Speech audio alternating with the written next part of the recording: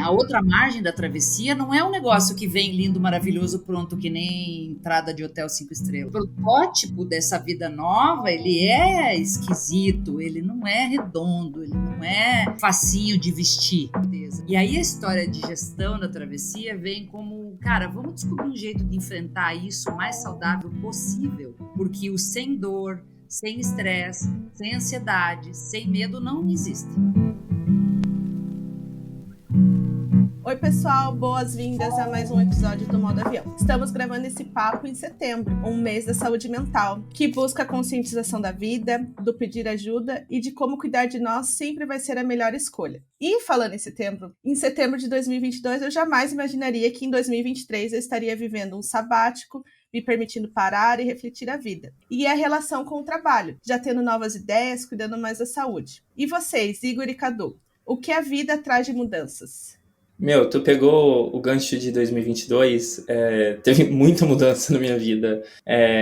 Desde sair da casa dos meus pais, migrar para os Emirados Árabes, depois passar um tempo na Ásia, voltar para cá. Acho que nesse tempo mudei muitas vezes de casa também.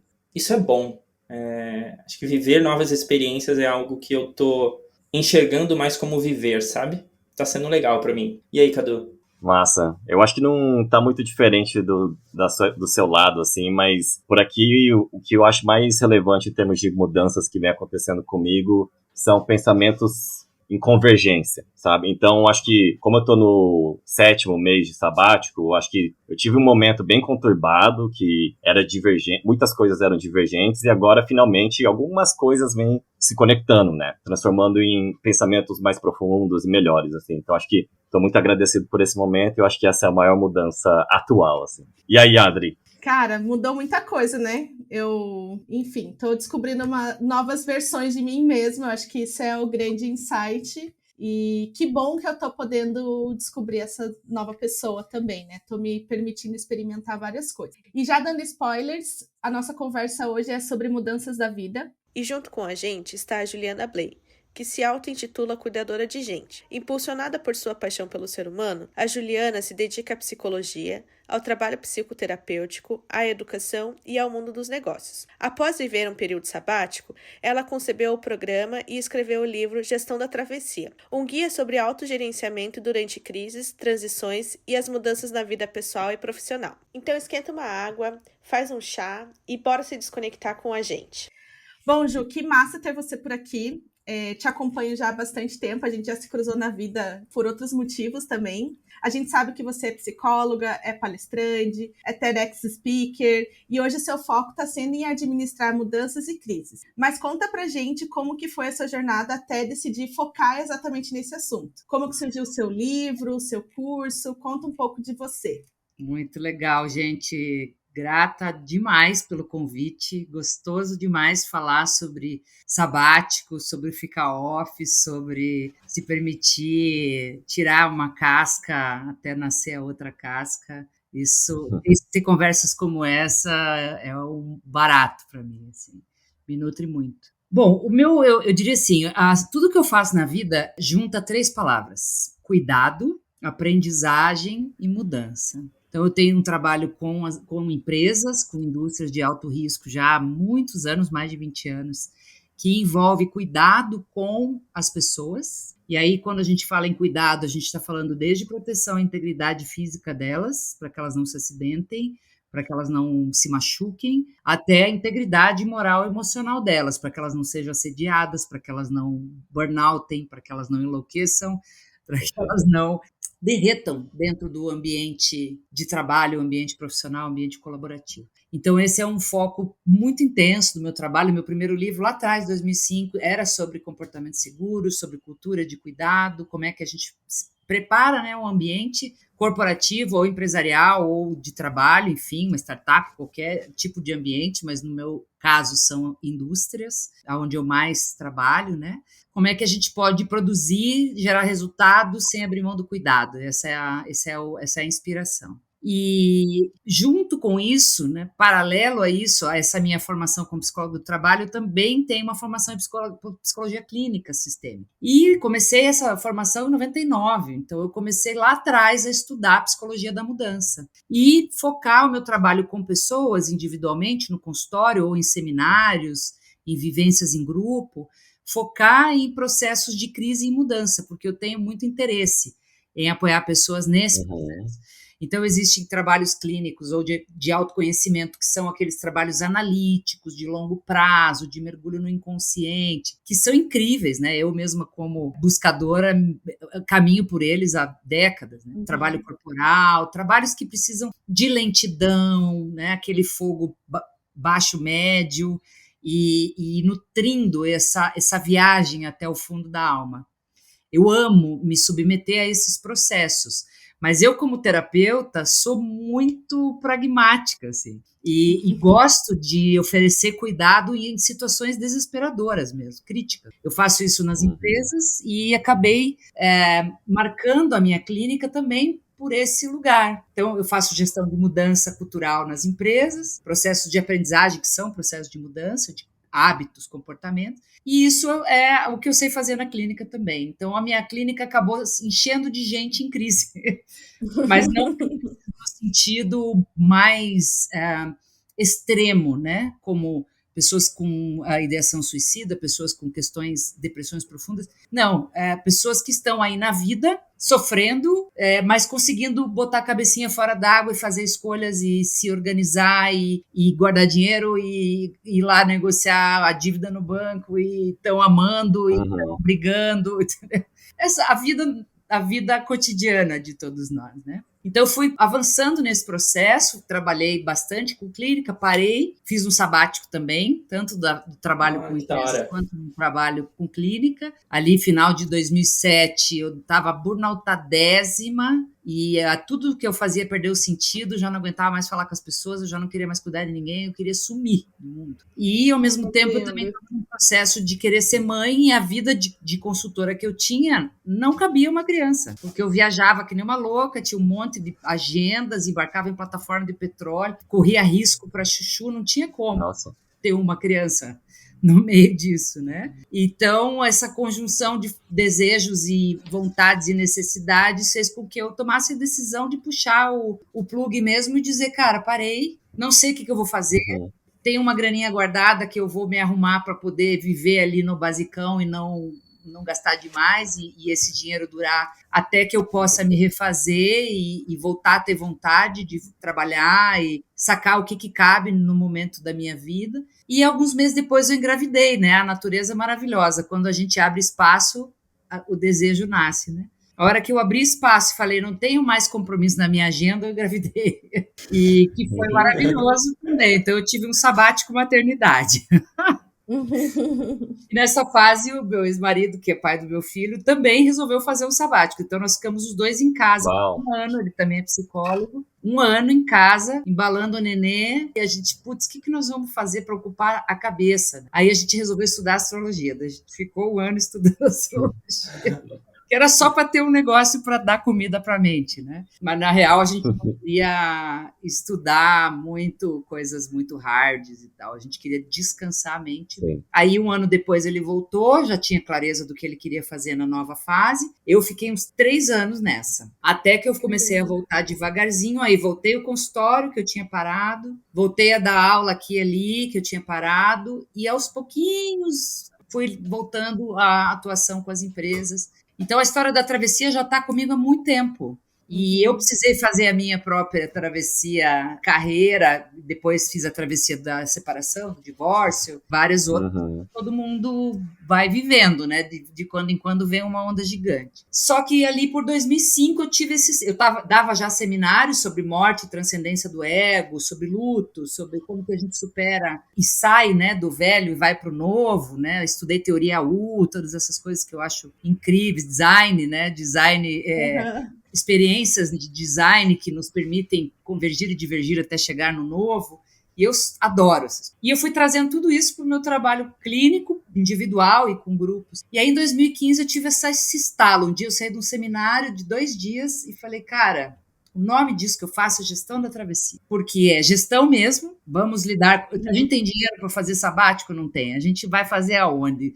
Vai ficar na casa de quem? Tem que negociar o quê? Quem que está envolvido? Eu vou impactar quem? Isso é gestão, né? Na prática. E travessia é essa coisa existencial, filosófica, que tô aí solto entre um trapézio e outro, sabe? Quando você solta e dá aquela volta. Eu ainda não agarrei lá na outra mão e tô aqui boiando. E como é que eu faço para não enlouquecer, não morrer de medo, não ficar apavorado, não fazer bobagem, não acabar o dinheiro antes que eu tenha um plano? Essas coisas. Sim. Então, o rolê foi por aí. Isso que foi sendo nutrido até chegar no livro e na jornada. Cara, muito legal, porque você falou da sua história até da maternidade, do seu sabático, maternidade do seu companheiro também, e um dos episódios do Modo Avião a gente também falou, só que por outra ótica, da paternidade, e também era um casal que estava passando por um sabático para vivenciar essa relação da construção da família além de um casal, né? Então é muito legal ver como a gente vai descobrindo várias histórias aqui no Modo Avião, que elas super se conectam de alguma maneira.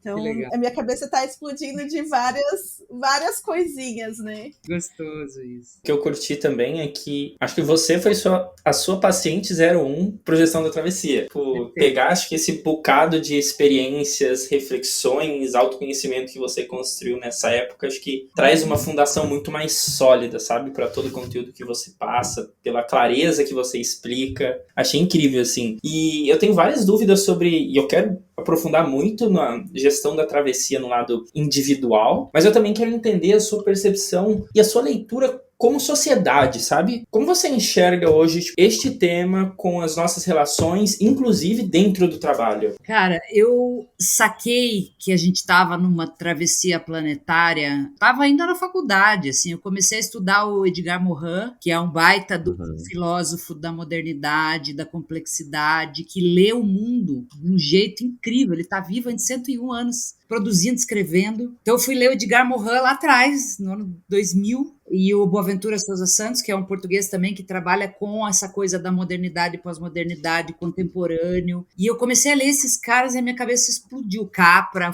Fritjof Capra, depois eu fui ler o Ken Wilber, que são os autores que eu fui ler como psicóloga para me formar, né, para ter uma base filosófica para o meu trabalho. E são caras que estão vivos lendo Maturana, Varela, são esses caras que estão pensando filosoficamente, cientificamente, historicamente o mundo e dizendo, a gente começou no final do século passado um processo de ruptura com estruturas culturais, sociais, econômicas, morais, em relação a coisas que a gente achava que eram fixas no mundo. Então, educação é isso, tá? Professor de pé, criança sentada, todo mundo olhando para frente, esperando o professor ensinar o que ele sabe.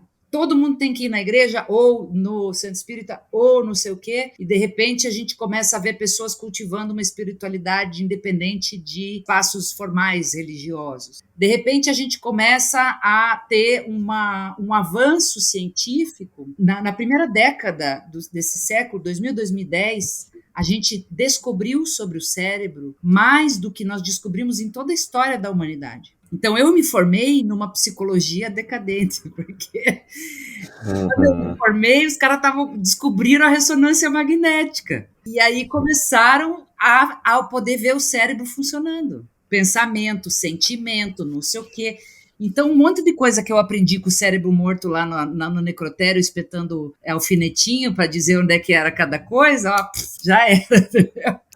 E tudo isso vai dando uma paura. Você fala, caraca, as pessoas hoje elas têm vidas amorosas e sexuais das mais variadas. As pessoas hoje configuram famílias de formas diferentes. As pessoas hoje querem aprender de outro jeito. As pessoas hoje tem um jeito de lidar com a própria saúde que não é só eu vou lá passivamente quietinha, sendo na frente do médico, espero o médico dizer o que eu tenho e o que eu tenho que fazer. Então, é uma crise generalizada, né? O contemporâneo é uma crise generalizada das coisas que trouxeram a nossa sociedade até aqui. A gente está vivendo como pessoas que nasceram num mundo e vão morrer num mundo diferente do mundo que nasceram. Isso é a primeira vez que vai acontecer. Então, isso é né? Desesperador. E quando eu me toquei disso lá atrás, eu tinha 20 e qualquer coisa, eu falei, caraca, eu preciso me aprofundar nisso porque eu vou passar boa parte da minha vida nessa máquina de lavar roupa. Então, deixa eu me achar na fila do pão para eu não pirar junto com todo mundo, né? E descobrir quais são os meus lugares, o que é educação para mim, o que é saúde para mim, o que é criar filho para mim, o que é ser mulher, que é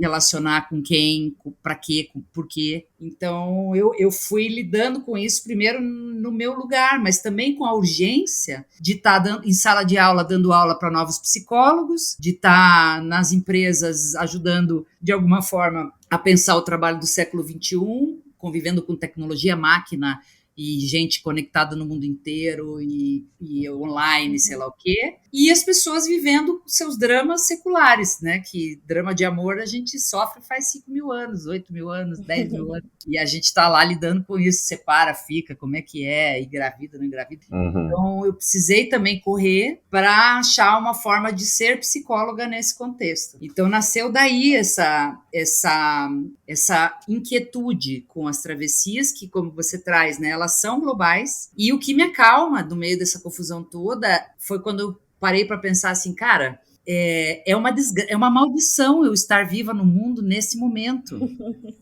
É uma maldição. Eu queria estar viva no momento onde eu ia nascer no mundo e morrer naquele mundo, porque aí eu teria mais condições e calma de poder fazer as coisas que eu, sei lá, queria viver, observar o tempo passar, né? Eu vi a grama crescer. Mas, por outro lado, é incrível estar no mundo num momento em que está tudo desmoronando, porque aí eu posso ajudar a pegar a pazinha, o tijolinho e ajudar a dirigir as coisas para lugares que façam mais sentido, que esteja a favor da vida, seja a favor da sustentabilidade, de um mundo menos desigual, menos preconceituoso, menos moralista e blá. Então, eu fico também lidando em mim com esse negócio. Meu Deus, para onde que a gente está indo? E ao mesmo tempo, uau, que massa. A gente está indo para um lugar melhor do que a gente esteve. E isso tá na vida de todo mundo, né? Sim. Isso que você disse ressoa bastante com um papo que eu tive recentemente sobre... É muito fácil cair num papo de mudanças de gerações, né? Geração X, Y, Z, o que faz sentido, né? Toda essa mudança que a gente está presenciando atualmente e as suas quebras geracionais. Mas eu acho que tem um fator um pouco mais macro que isso, né? Que as quebras de gerações, que é o próprio espírito do tempo, né? Como é muito o que você disse, assim, o mundo que a gente vive hoje provavelmente não vai ser o mundo que a gente vai viver daqui, sei lá, 40 anos, porque as coisas estão mudando mais rápido, né? A gente não vive uma mudança de era, mas é uma era de mudanças, assim. Então acho que ressoou bastante comigo, queria compartilhar. E aí, uma coisa que eu queria compartilhar também, que vai vir a pergunta, é que quando eu estava assistindo a sua live, eu pensei, nossa, essa sessão aqui, né, essa live está sendo uma terapia. Mas aí não deu nem 2 minutinhos e você disse, isso aqui não é terapia, é uma psicoeducação. Queria saber o que é psicoeducação, Juliana. Olha, essa é uma discussão que não tem resolução, tá? O que é terapêutico, o que não é terapêutico. Depende. Uma série no Netflix, isso vai ser super terapêutico para mim. Eu danço, né? Danço forró, danço Suzuki, então para mim dançar é terapêutico. Mas, numa era de terapeutas de Instagram, tudo virou terapêutico. E isso está gerando uma superficialidade gigantesca no que é terapêutico de verdade. Superficialidade, falta de responsabilidade, uma coisinha de autoajuda moralista com um coach estranho e que mexe nos conteúdos e não assenta eles, né? Então eu vejo pessoas tendo vários insights legais, acessando conteúdos bacanas na internet, e vejo pessoas acessando coisas e não tendo aonde arrumar essas coisas dentro de si, não tendo suporte para. Então, para mim, essa é uma visão muito minha, mas ela é apoiada também na psicologia. Terapêutico tem a ver com algo que foi diagnosticado, um prognóstico que foi feito, um plano de tratamento e um desenvolvimento desse plano até que aquele organismo se reorganize. Isso é o clássico, né, que o médico faz, que o fisioterapeuta faz, que o nutricionista faz. E esse clássico tem lugar. Eu não sou tradicionalista, pelo contrário, adoro uma inovação. Mas tem uma responsabilidade e uma profundidade que um curso online não leva. E se eu disser que leva, eu vou estar mentindo. Eu vou estar vendendo uma coisinha bem de camada, bem significativa e impactante, mas que tem mais embaixo disso para ir. Então, psicoeducação é um conceito que relativamente novo, que tem a ver com instruir o paciente para que ele possa cuidar de si e ajudar o tratamento. Então, uma psicoeducação de um depressivo envolve que esse depressivo tome medicamento, se for o caso, seja avaliado por um psiquiatra, seja acompanhado por um psicólogo, e que ele tenha responsabilidade com tomar os remédios, com não se meter com gente tóxica, com regular alguns hábitos, com fazer escolhas para si que ajudem na própria saúde mental. Então, para mim, é bem importante não vender um negócio que eu não vou entregar. Terapia, trabalhos terapêuticos, que não são exclusivos do psicólogo, existem outros tipos de terapias, algumas mais complementares, algumas com menos evidência científica, outras com mais. Whatever, as pessoas escolhem o que elas querem viver, né? E com quem. Uhum. Mas terapêutico não é só uma coisa que dá um alívio, um gostosinho e um colinho. Um conselhozinho gostoso, uma frase de efeito. Ai, nossa, conversei com essa pessoa, fiquei aliviada. Isso é parte do processo de saúde, de cuidado com a saúde mental. Mas isso é o portão de entrada que não chegou nem na recepção do que é terapêutico, entende? E aí o terapêutico ele fica diluído no meio dessa conversa. Então eu entendo que o trabalho que eu faço hoje, ele é de psicoeducação no sentido de que eu trago conteúdos da psicologia, conteúdos da filosofia, de sabedorias tradicionais, como o budismo, visões orientais, para que essa pessoa possa ir formando um pensamento sobre o que acontece com ela.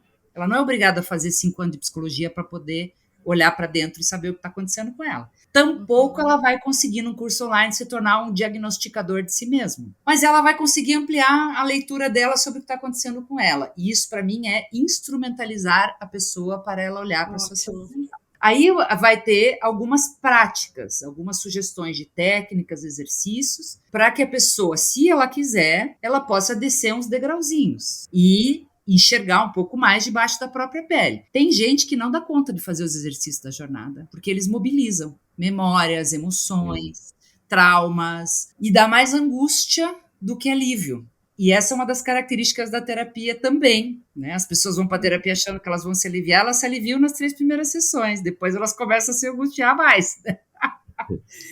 Porque a gente... Não é só um abraço, né? Começou claro a tocar onde estava evitando tocar, né? É um espaço seguro, mas é um espaço de trabalho, é um espaço de escavar coisas, de olhar para coisas dolorosas às vezes, de enfrentar você no espelho, de lidar com as tuas repetições. Então não é gostosinho fazer terapia, é desafiador, é trabalho, trabalhoso. Tem um ganho enorme, mas tem um custo também. Então, a psicoeducação, ela belisca esse lugar, mas se eu ponho uma técnica num curso online que vai deixar você de ponta cabeça e você não está apoiado por terapeuta nenhum, você não tem aonde correr e você vai fazer um sintoma, vai ter uma enxaqueca, vai travar um pescoço, você vai fazer uma bobagem, vai gastar todo o dinheiro que você tem no banco para fazer uma viagem para fugir daquela angústia, vai se meter com relações tóxicas para ganhar um pouco de colinho e matar a tua carência, eu não estou sendo responsável. Então eu não vou colocar algumas coisas ultra mobilizadoras num ambiente onde a pessoa está aprendendo por conta própria. Então ela tem condições de dar uma mergulhadinha se ela quiser. Eu sempre sugiro no início da jornada, o primeiro vídeo da jornada é bem recomendável que você tenha um terapeuta para te acompanhar, é bem recomendável. Se isso não for possível em termos financeiros para você, se você achar que não é o momento, fique esperto. Se começar a subir muito a água, tira o pé um pouquinho. Não vá tão fundo na jornada. Você pode só sentar na borda da piscina, botar os pezinhos e fazer assim. Vai ser útil. Mas não vá além do teu limite sem ter apoio, porque muitas vezes o que vem à tona, se for bem trabalhado, vai te acelerar o processo. Ou vai te travar todo e vai fazer você ficar sintomático e rodando em volta do próprio umbigo. Né? Então, essa é a minha visão de terapêutico e psicoeducativo. Ai, Ju, eu preciso fazer um parênteses de que você usa as analogias e as metáforas de uma forma que clarifica muito e a gente consegue entender o que você está querendo dizer, assim. Então, é uma maestria. Inclusive, eu até queria falar sobre isso já, mas antes da gente falar sobre essa parte da máquina, né, que você comenta também, né, que a gente fica dentro da máquina, eu queria entender como que você define de fato uma crise, né? Uma crise é diferente de mudança, toda mudança é uma crise. Qual que é a diferença de fato ali, como que você enxerga essas coisas? Legal, essa pergunta é ótima. A crise, é interessante a origem da palavra, né? Uma das origens da palavra crise é crisol, Crisol era o vaso do alquimista. O alquimista botava metal ali dentro, tacava fogo, soprava, jogava sal, esperava o negócio ficar podre, ficar preto, depois o negócio ficava vermelho, depois ele ficava branco, da tentativa de fazer aquilo virar ouro, ou virar o elixir da vida eterna, que eram as buscas dos alquimistas. Da mesma forma, o cadinho, né, que é o copinho que o ferreiro derrete o ferro, para daí botar numa forma e virar uma faca, virar uma espada, virar um escudo, virar uma panela, virar outras coisas. Então, crise tem essa característica: fogo alto, derretimento, intensidade e deformar a forma velha. Então eu gosto dessa palavra também, desfazer a forma. A teoria usa isso, o Kahneman usa isso, várias pessoas que trabalham com mudança usam essa metáfora da destruição daquilo que era. No tarô tem a torre fulminada do tarô. O simbolismo do arquétipo da torre fulminada é a torre, que é símbolo de poder, um símbolo de controle, um símbolo de governança, e aí vem um raio e bate na torre e a torre racha. Depois que a torre racha, não dá para colar. Ou você reconstrói, ou você usa aquele tijolo para fazer outra coisa, mas aquilo ali não se cola, vai ficar visível que aquilo ali foi destruído. Então, essa destruição do velho é a característica da crise, que pode ser desde uma crise existencial. Cara, eu não me reconheço mais na vida que eu estou levando, não me reconheço mais no meu trabalho, eu não sei ainda o que eu quero, mas aquilo que eu tenho já não serve mais, a roupa ficou apertada no corpo, até uma crise como a pandemia, que foi um trauma global, com trilhões de pessoas sendo impactadas, afetadas, traumatizadas, quer elas queiram ou não, aquilo foi uma crise também. E uma crise longa. 2 anos de crise é uma crise longa, não é uma crise tipo, choveu, inundou tudo, as pessoas ficaram sem casa e foram para um ginásio e agora a prefeitura está providenciando a recolocação delas em outro lugar. Não é uma tempestade passageira, né? É uma crise alargada e ela desgasta demais o organismo. Então, divórcio difícil, que tem pessoas 3, 4 anos debatendo divórcio, pessoas que ficam 10 anos se sentindo péssimas onde estão trabalhando, mas não têm coragem de sair porque vão se aposentar, então elas ficam ali contando palitinho que nem presidiário, esperando o dia de se aposentarem para saírem com um recurso financeiro fazendo jus ao que elas investiram naquela carreira, para daí elas irem viver o que elas querem viver. Então, as crises têm vários tipos, né? Várias camadas, várias gravidades. E uma coisa que é legal conectar é que, assim, não existe mudança sem crise, porque mudar implica em destruir a forma. Se mudar implica em uma mudança relativamente estável de comportamento, ou seja, um novo jeito de estar no mundo precisa nascer, não tem como mudar sem crisar o que tinha antes. Ou porque eu escolhi, então eu posso dizer, a partir de agora eu vou começar uma dieta, eu vou emagrecer 10 quilos porque eu sei que eu vou ser mais feliz com outro corpo, eu estou escolhendo. Eu decidi que eu vou morar na Islândia, porque eu sempre quis morar na Islândia. Então eu vou preparando a minha vida para poder pegar uma mochila e ir morar na Islândia. Vou me casar. São crises escolhidas. Não vai ser um negócio assim, cheguei lá, aterrisei, gostoso, delícia, só coisa maravilhosa. Não vai ser assim. Vai ter uma trepidação longa, dependendo da escolha que você fizer e das suas condições de vida e tal. Uma pessoa que se muda para um outro país, às vezes ela leva 3, 4 anos para se sentir minimamente bem nesse outro, em casa, tranquilo, equilibrado e tal. É muita coisa, né? Muita coisa. Então, o sistema nervoso, ele fica em alarme quando a gente entra em crise. Ele fala, tô ameaçada, minha sobrevivência está ameaçada, eu não conheço esse lugar não é seguro, esse lugar não é seguro. Então, toda mudança tem crise, toda crise gera estresse no sistema. Por isso que a gente sente medo, frio na barriga, desconforto, incerteza. E aí a história de gestão da travessia vem como, cara, vamos descobrir um jeito de enfrentar isso o mais saudável possível, porque o sem dor, sem estresse, sem ansiedade, sem medo não existe. Mas existe com cuidado, com bom senso, com sabedoria, com escolhas bem pensadas, com bons apoios. E aí a gente calibra o sofrimento, diminui o sofrimento. Eliminar ele não tem jeito, mas diminuir dá. E muitas vezes a gente até piora o sofrimento de uma travessia por escolhas infelizes que a gente faz. Por se jogar no precipício sem rede de proteção, tipo, não aguento mais meu trabalho, você vai lá e tira o plug da tomada e você não tem um centavo para pagar o aluguel. Aí você queria se aliviar, mas você vai ter que morar com a tua mãe. A tua mãe vai azucrinar a sua vida porque fazia 15 anos que você não morava na casa dela. E aí você encontra um outro lugar de estresse que não estava no pacote e que te traz um problema duplo. Agora eu sou desempregada e tô morando com a minha mãe. Com todo amor que as mães têm por nós, mas você sair, ficar 15 anos fora de casa e depois voltar, é um estresse para ela e para você. Então são exemplos de coisas que a gente pode fazer movimentos infelizes que pioram a crise da mudança e que aumentam o desgaste e que incumpridam o processo. E, por fim, para terminar essa pergunta, existe crise que não gera mudança. Existe crise que você fala, agora eu vou mudar, agora sofri, agora vai ser tudo diferente, eu não quero mais passar por isso, eu vou sair dessa transformada. Dá 3 meses você está tropicando na mesma pedrinha, ou seja, é uma crise que não gerou aprendizado real. Uma coisa é insight, outra coisa é aprendizado real. Tive um insight que eu não quero mais me envolver com relações tóxicas. E aí aparece uma figura, como o povo chama, né, um boy lixo ali na próxima balada e eu já tô noiva.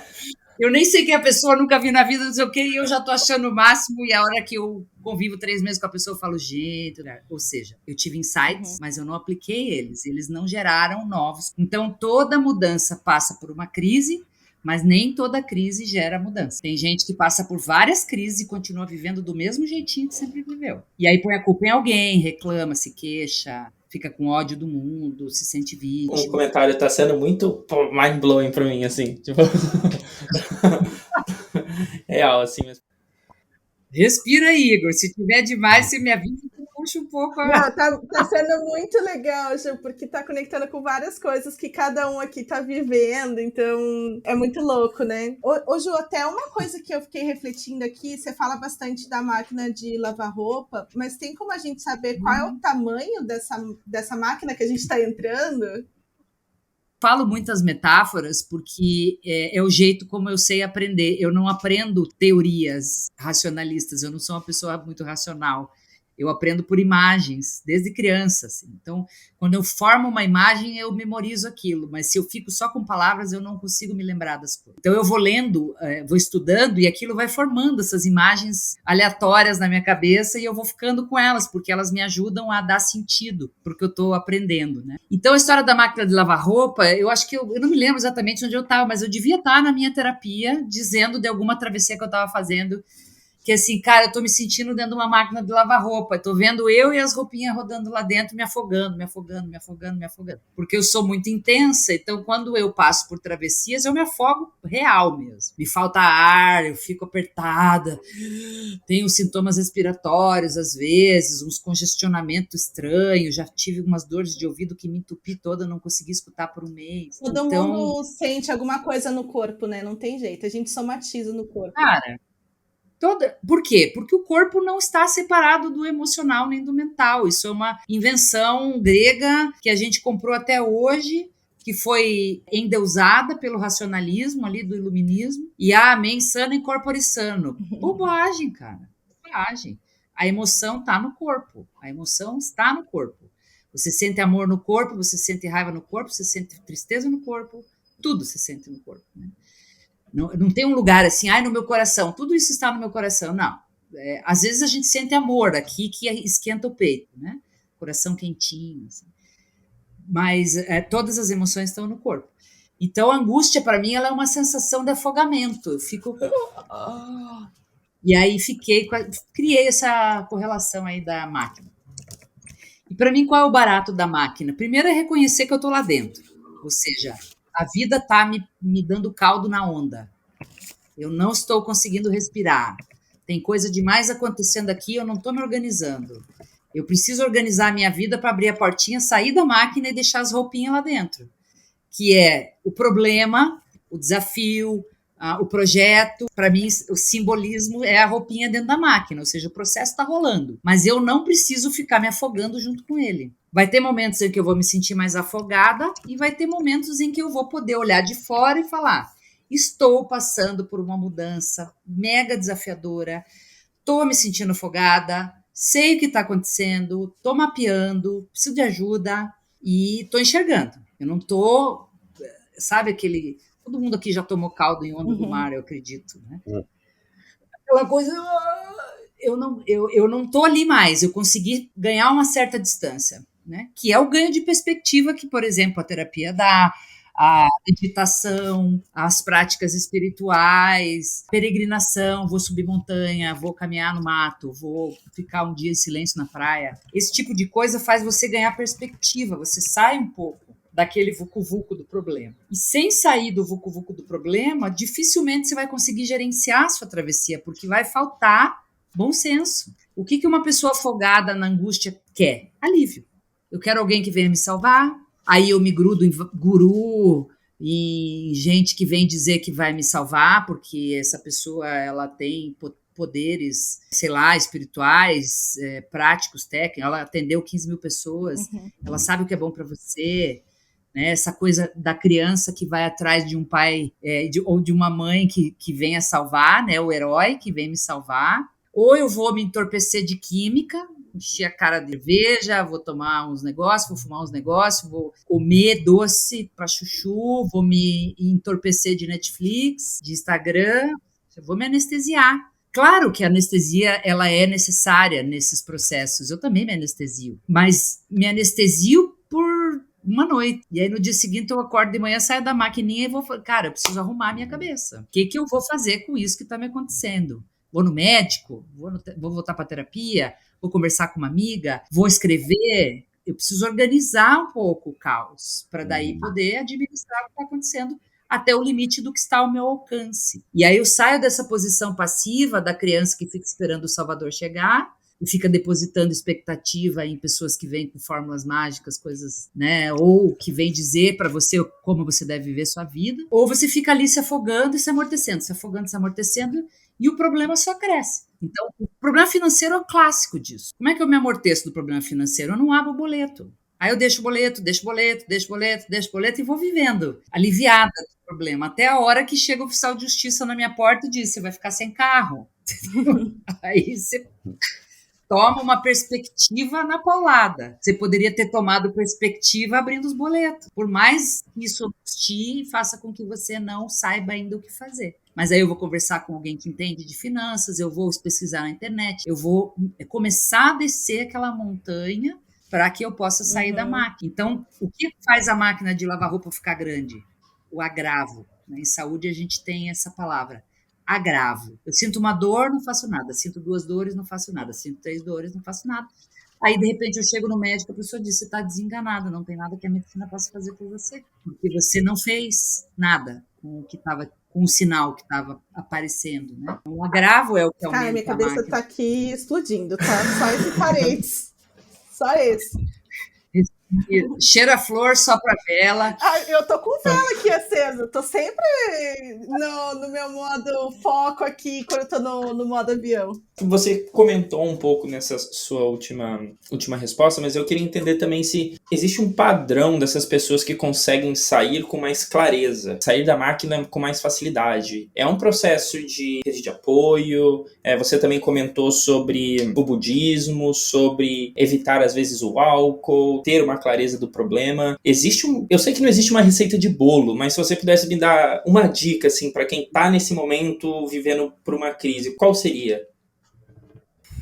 É difícil te dar uma resposta simples para isso, deixa eu tentar. Todo o processo de aprendizagem começa pelo reconhecimento, que é o que a gente chama de consciência, ganhar consciência. Então, se você está conversando sobre isso, lendo sobre isso, pensando sobre isso, você já está no processo. Começa aí. Tem uma expressão que eu acho engraçada, por mais que ela possa ser meio preconceituosa, mas enquanto você está vivendo que nem o Homer Simpson, não tem o que fazer. Você está ali vivendo na Zumbilândia, zumbi na Zumbilândia. Então, o zumbi na Zumbilândia ele não vai conseguir fazer movimentos saudáveis ou alguém vai fazer para ele, vai ser sorte, se ele conseguir passar bem. Uma conjuntura de fatores que fez com que a pessoa passasse bem, mesmo sem nenhuma responsabilidade sua. Então, colocar luz.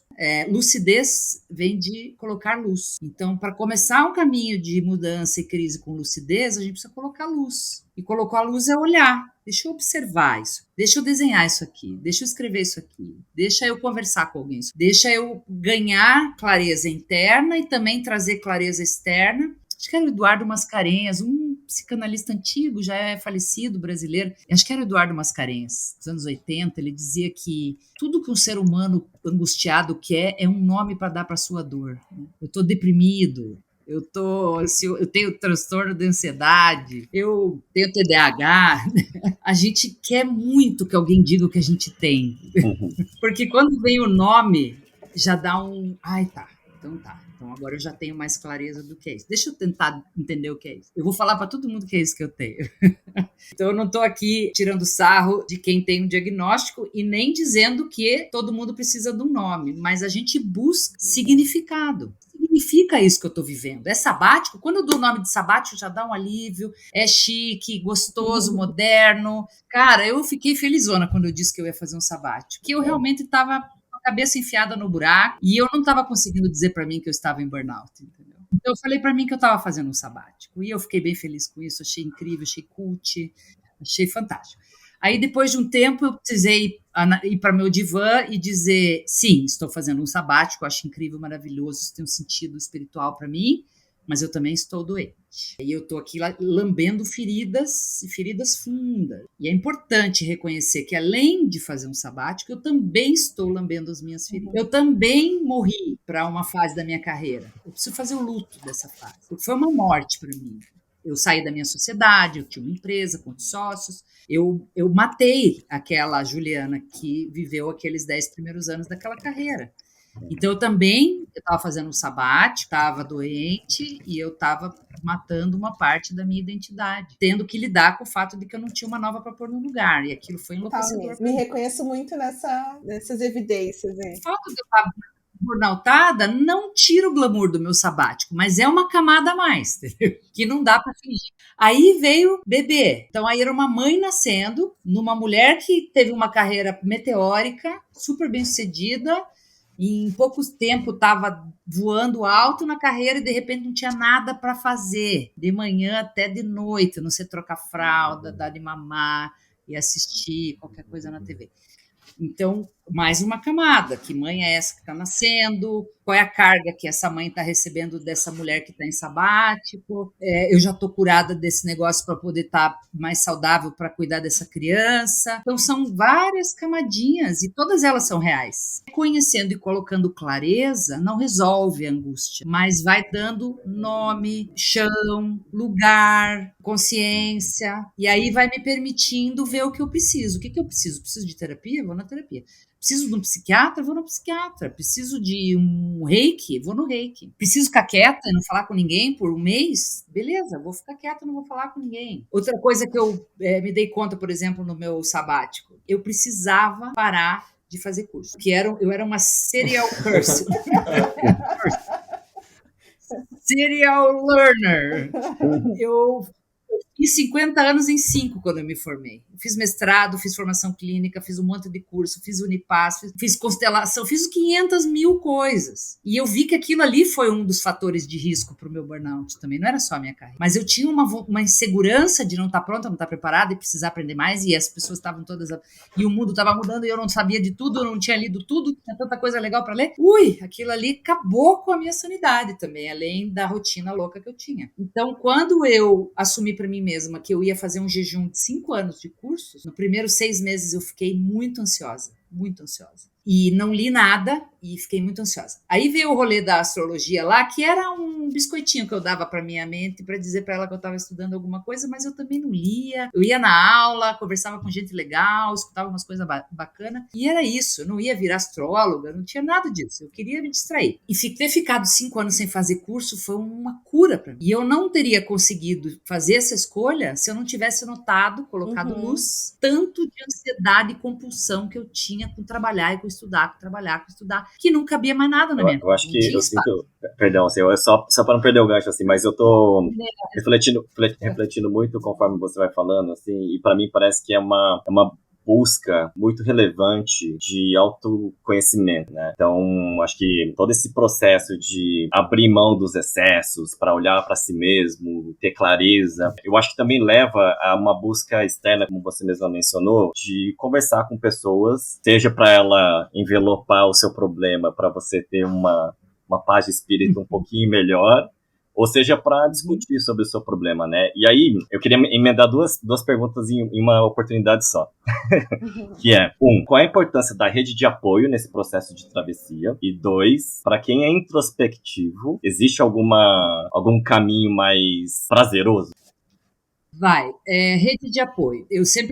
No meu TED eu falei isso e eu insisto bastante nisso. Existem ajudas que ajudam e ajudas que não ajudam. Quando a gente fala em rede de apoio, a gente pensa que é conversar com várias pessoas queridas que você gosta, que gostam de você e você vai trocar ideias sobre o que está acontecendo dentro de você com um monte de gente. Tem um monte de gente que vai te dar o que você precisa, que é, em geral, colo, aceitação, suporte incondicional e não se meter na sua vida. Poupar você de conselhos e palpites, a não ser que eles sejam muito urgentes. Tipo, saia de casa agora porque esse cara vai te bater de novo. Você precisa buscar a delegacia da mulher e você precisa ir para casa da sua mãe hoje. Isso é uma situação de risco grave, iminente e ameaça à vida. E isso é uma intervenção que ajuda. Mas, eu se fosse você, botava teu nome no LinkedIn. Eu se fosse você, ia fazer uma pós-graduação. Esse tipo de palpite, larga esse cara. Esse cara não merece.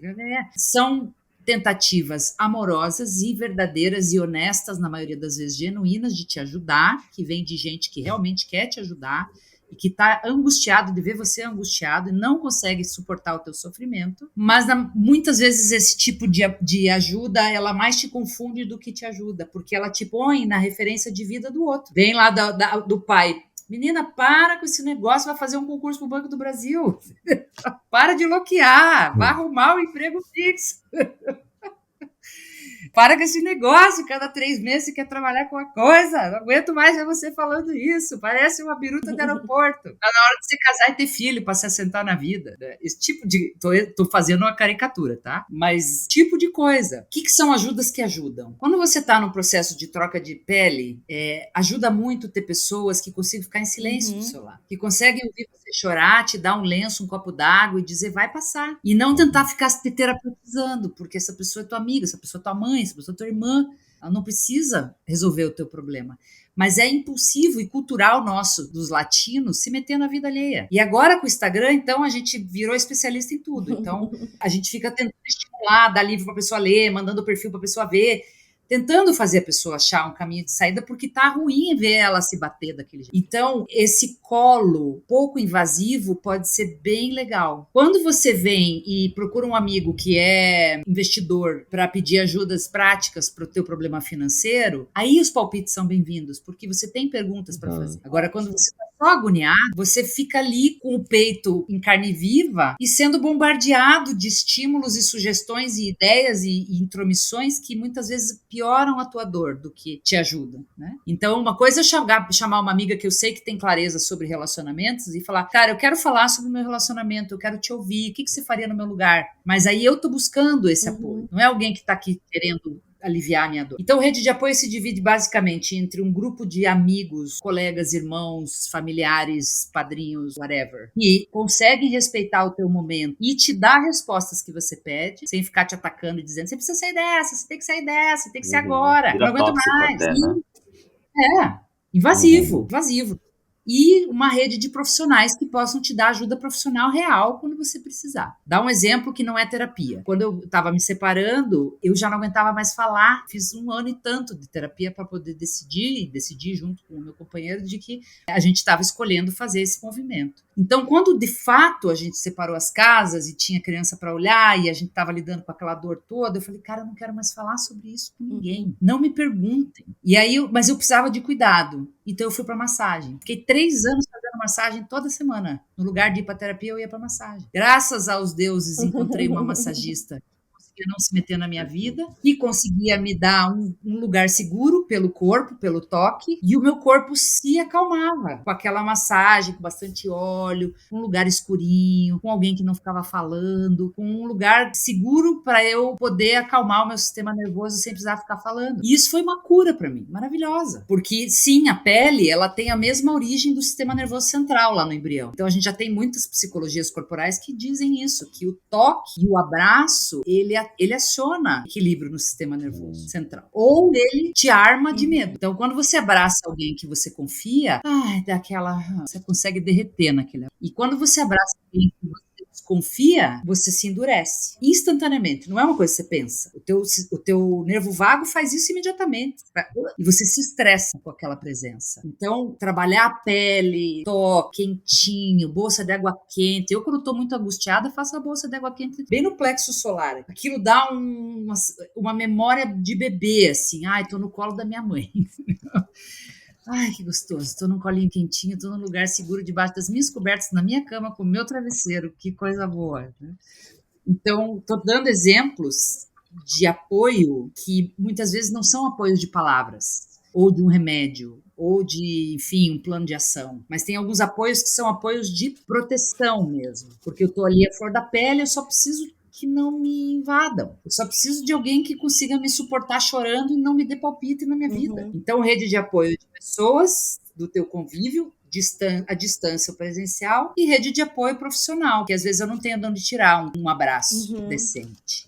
Então, eu vou numa boa massagista e ganho um toque de qualidade que me dá essa sensação física de que eu tô segura dentro de mim. E aí essa combinação bem escolhida faz o teu dream team de proteção para você viver a tua travessia. Horas você vai precisar mais de um, horas do outro.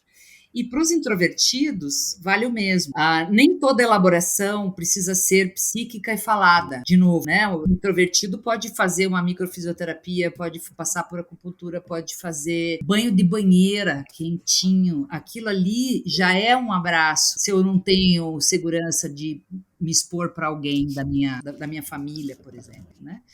Escolher com cuidado uma, duas pessoas que você possa abrir o que está acontecendo, que podem ser profissionais ou podem ser amigos. Não precisa falar isso para uma live ou para a torcida toda do Atlético. Você vai falar para pessoas que você sabe que vão ser responsáveis com o teu sentimento. Escrita é uma coisa muito terapêutica, no sentido de que ela faz download do turbilhão de pensamentos e emoções que a mudança traz. Então, escrever, pintar, fazer argila, dançar, correr, vai fazendo. Emoção vem da origem ex-motion.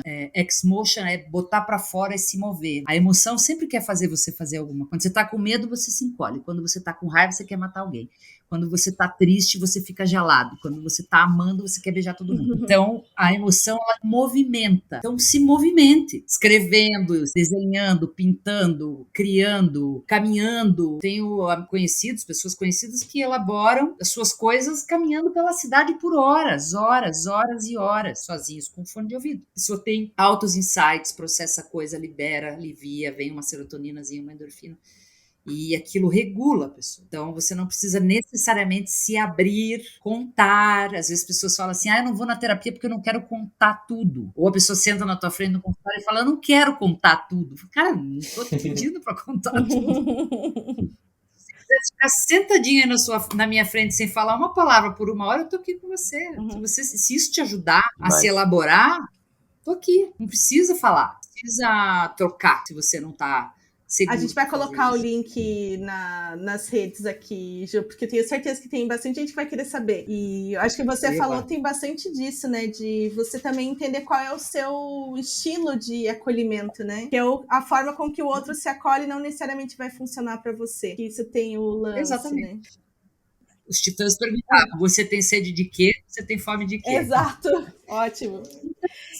Pra mim a música é total minha terapia. Inclusive na tua live você fala, né, que não importa o que a vida faz com você, o que importa é o que você faz com ela, né? E tem uma música do Tiaguinho que também fala essa ideia, assim, né? Durante o meu processo ali de recuperação do braço, quando eu quebrei e me acidentei ano passado, cara, muitas vezes e o nome dessa música é Vencedor, né? E muitas vezes eu pegava e dava play nessa música, eu falei, cara, eu vou vencer esse negócio, não vai ter jeito, sabe? Tipo, sempre é um resgate pra gente mesmo, né? E Ju, só pra ver se eu também entendi tudo que você trouxe aí pra gente hoje, a Cris, ela tem estágios, né? Eu acho que até o próprio design thinking também tem essa coisa de ter esses momentos de estágios, né? Fiz muita relação com o duplo diamante aqui, então tem aquele momento de estar de fato dentro da máquina, onde tudo tá conturbado e aquela vivência tá acontecendo. Aí depois você começa a aceitar que tem aquilo dali tem um estágio de consciência daquela existência, daquele problema, e aí depois que começa a ter um pouco mais de clareza e tomada de rumo, assim, né? De pelo menos enxergar que aquilo existe, quais são os recursos que eu vou precisar ter ou desenvolver ou já tenho, né? Então, acho que é essa a leitura da crise, é isso? Super, dá para fazer muita correlação com o duplo diamante, né? Os momentos da máquina de lavar roupa são os momentos de extrema divergência. E aí as pessoas quase levantando e indo embora. Eu fiz um design thinking um tempo atrás que tinha um gerente da empresa que ele dizia assim: eu não aguento mais, tô ficando louco com esses post-it, isso aqui não vai dar em lugar nenhum. Eu tenho um monte de reunião, um monte de e-mail para atender e eu tô aqui sentado colando post-it tem 2 dias. Então, você segurar a onda emocional da divergência, que é o negócio, né, de você suportar os períodos de maré alta. Porque você sabe que vai convergir em algum momento, você sabe que vai convergir. Às vezes demora mais, às vezes demora menos, mas vai convergir. Então, a crise é isso, né? Ela tem diamantes, né? Você vai falar, nossa, agora eu vou enlouquecer. De repente, converge, alguma coisa legal acontece, e fala, nossa, que massa. Agora eu tô mais estabilizado. De repente vem um outro fator e bate, diverge de novo, e você vai, angústia. Dali a pouco, se você suportar aquilo no sentido de se dar suporte, daqui a pouco converge outra vez. E os erros aparecem, as ideias vêm. Dá para conectar a prototipagem com um aprendizado novo. A outra margem da travessia não é um negócio que vem lindo, maravilhoso, pronto, que nem entrada de hotel 5 estrelas. Não vem assim, né? Vem rápido, sujo e barato mesmo. E aí você vai. Isso, você vai pisandinho ali, fundando o pé na lama e fala, bom, a terra não tá firme, mas pelo menos eu não tô mais boiando. Até que você consegue fazer uma jardinagem ali, montar uma cabaninha, plantar uns negocinhos para comer, e aí você passa a morar ali naquele lugar, que é quando você faz a iteração e vai pro mundo. Mas o protótipo dessa vida nova, ele é esquisito, ele não é redondo, ele não é facinho de vestir, ele é desconfortável. E muita gente fica tentando voltar para a forma velha quando chega no protótipo, porque não gosta do que encontra. Interessante. Né? Encontra ali do outro lado um troço mambebe, capenga, meio esquisito, eu não me sinto eu naquele lugar, parece que aquilo ali não é para mim, e aí não persiste ali. Se você, de novo, tem clareza de que as suas necessidades estão sendo mais atendidas aqui do que estavam sendo atendidas lá, né? Que é aquele ruim com ele, pior sem ele, tá ruim, mas tá bom. Pelo menos ele é bom pai, paga as contas. Ele me trata que nem um pano de chão, mas ele é um homem decente. E aí eu tô num lugar aqui de ser uma solteira na pista, e aí eu vou pra uma balada e falo, puta, que droga que é ser uma solteira na pista. Não é fácil. Eu vou voltar para aquele lugar ruim, porque pelo menos eu conhecia, né? Era um traste, mas eu conhecia. Agora tem um monte de traste aí que eu não conheço. Então, não persiste, não escolhe, não separa, né? Não faz essa coisa. Epa, essa ideia não. Essa ideia sim. Degustei isso aqui, foi legal. Não é ainda o que eu queria, mas está mais perto do que eu já estive um dia. Então tem um desenho, né? Um amadurecimento dessa outra margem também. E que requer trabalho. Trabalho, é manual. Cola durex, tira durex, põe post-it, tira post-it, pinta aqui, não fica bom, troca cor. Você vai morar num apartamento novo, você fica testando cor na parede, daí gosta, daí não gosta, compra um sofá, fica maior do que você queria, daí põe um tapete, o tapete solta pelo. Cara, até que aquilo fique, você fala, agora eu fiz o meu ninhozinho, às vezes leva 3 anos, 4 anos, 5 anos.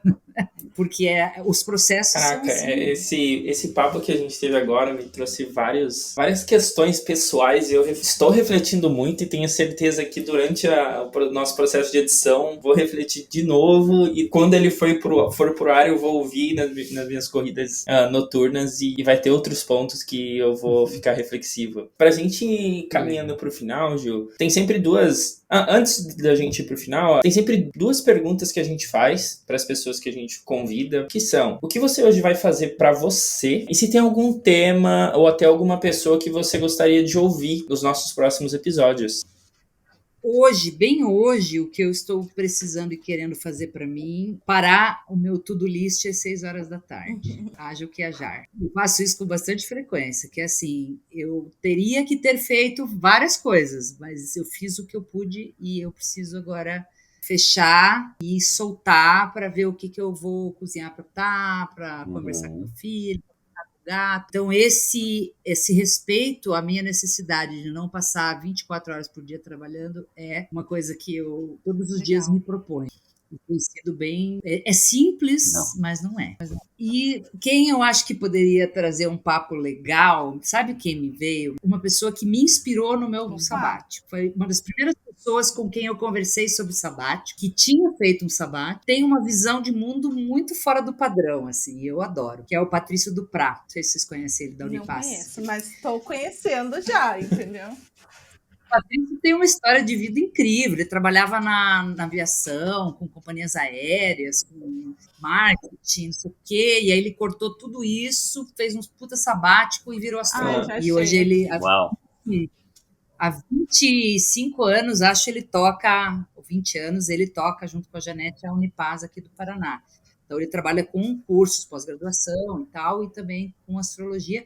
E o grande interesse dele na astrologia é a vocação. Como é que a gente faz para achar esse lugar de realização naquilo que a gente escolhe fazer na vida? Então, eu já tive papos muito significativos com o Patrício sobre isso e sobre sabáticos também. Então, eu acho que ele é uma pessoa curiosa para vocês trazerem no sentido de que ele tem vivências muito fora do habitual sobre isso e que podem enriquecer. Assim. Boa. E, Ju, como é que as pessoas te acham nas redes sociais para conhecer mais sobre você, sobre os seus trabalhos? Conta aí pra gente.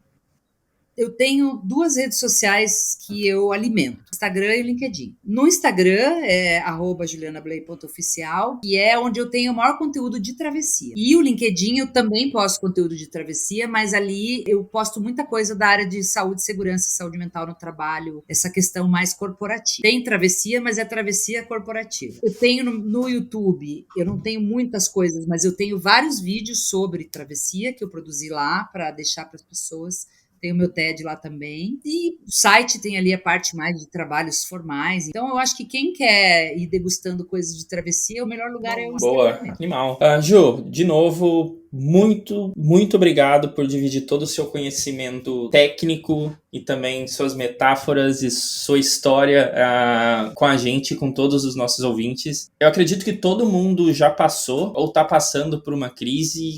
Eu sou uma dessas pessoas e com certeza essas suas dicas elas vão ajudar a enxergar essa crise com uma outra perspectiva, né? Ou com mais lucidez, como você comentou. E até acho que para quem não está passando por uma crise nesse momento, acho que numa próxima já tem mais consciência do que está vindo pela frente. Quando a gente começou com o podcast, acho que esse é o nosso grande objetivo, que é inspirar as pessoas a não fritarem. E eu tenho certeza que esse nosso papo acho que foi muito rico, com certeza deixou a gente mais próximo do nosso objetivo. Então, para encerrar, você que está aí ouvindo a gente até agora, segue a gente também por aqui, aproveita, segue a Ju nas redes sociais dela e compartilha esse episódio, tá muito rico, com aquela pessoa que você sabe que precisa